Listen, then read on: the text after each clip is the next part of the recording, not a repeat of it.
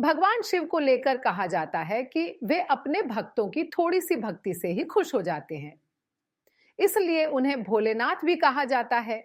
इसके अलावा उन्हें शंकर और महादेव के नाम भी जाना जाता है। पशुपतिनाथ भी उनके नामों में से एक है, जिसका अर्थ है ब्रह्मांड में पाए जाने वाले समस्त पशुओं के नाथ, यानी कि समस्त जीवन के देवता। पशुपतिनाथ के लिए व्रत रखने का भी बड़ा महत्व है। ऐसा माना जाता है कि यदि कोई भी व्यक्ति सच्चे मन और पूरी श्रद्धा के साथ पशुनाथ का व्रत करता है और विधि विधान से पूजा करता है तो उसको सभी परेशानियों से मुक्ति मिलती है, उसके सभी पाप धुल जाते हैं और मोक्ष की प्राप्ति होती है। साथ ही उसके घर में खुशहाली आती है और जीवन सुख समृद्धि से भर जाता है। पशुपतिनाथ व्रत भगवान भोलेनाथ को समर्पित व्रत है जो सोमवार के दिन रखा जाता है। मान्यताओं अनुसार इस व्रत को रखने से हर मनोकामना पूर्ण होती है। जब आप बहुत सारी परेशानियों से घिरे हों और उन परेशानियों का आपको कोई निवारण बूझ नहीं रहा हो और आप अपनी परेशानी किसी को बता भी नहीं पा रहे हो, तब यह व्रत अपनी मनोकामना पूर्ण अवश्य करेगा। अतः पशुपति व्रत को भगवान शंकर पर पूर्ण विश्वास रखकर ही करें। पशुपतिनाथ व्रत किसी भी महीने के सोमवार से प्रारंभ किया जा सकता है। मान्यताओं के अनुसार इस व्रत को करने से बड़े संकट से भी मुक्ति मिल जाती है। ये व्रत कम से कम 5 सोमवार तक करने का विधान बताया गया है। इस व्रत में सुबह और शाम दोनों तक भगवान शंकर की विधि विधान पूजा की जाती है। पूजा के बाद जरूरतमंदों को दान जरूर करना चाहिए। चलिए जानते हैं पशुपति व्रत की विधि। पशुपति व्रत जिस सोमवार से शुरू करने जा रहे हैं, उस दिन स्नान करके स्वच्छ वस्त्र धारण कर 5 सोमवार व्रत करने का संकल्प लें। इसके बाद अपने घर के पास के शिव मंदिर में जाएं। साथ में पूजा की थाली भी लेकर जाएं, जिसमें धूप, दीप, चंदन, लाल चंदन, बिल्वपत्र, पुष्प, फल, जल जरूर शामिल करें। मंदिर में शिवलिंग का अभिषेक करें। इसके बाद पूजा की थाली को घर आकर ऐसे ही रख दें। फिर शाम के समय स्नान कर फिर से स्वच्छ वस्त्र धारण करें और शिव मंदिर जाएं। सुबह तैयार की गई पूजा थाली में मीठा प्रसाद और छाह दीपक भी रख लें।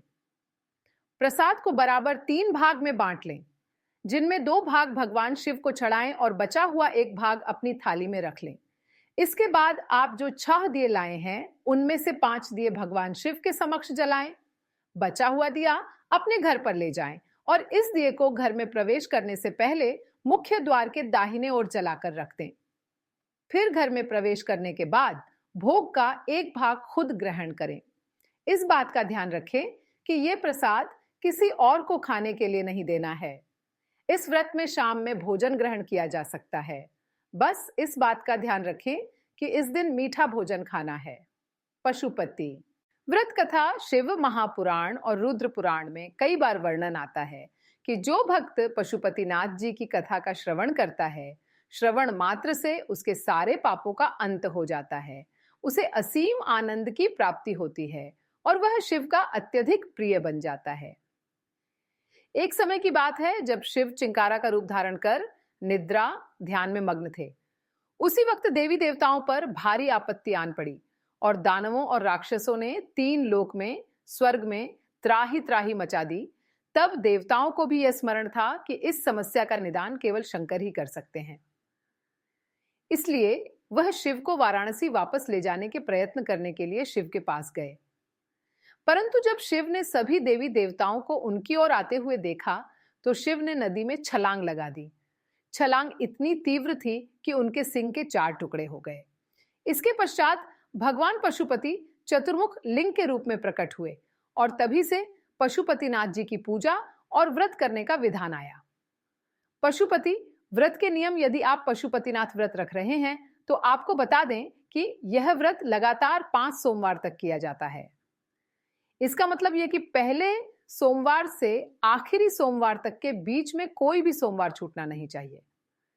इसके अलावा आपको यह भी ध्यान रखना है कि पहले सोमवार की पूजा जिस मंदिर में की है, उसी मंदिर में अगले 4 सोमवार की भी पूजा करना होती है।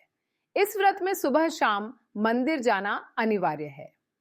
इस व्रत में शाम की पूजा सबसे मुख्य होती है। ध्यान रखें कि व्रत करने वाले लोगों को दिन में सोना नहीं चाहिए। इस व्रत में फलाहार कर सकते हैं। मासिक धर्म में व्रत करना अनिवार्य है, लेकिन आप पूजा नहीं कर सकते।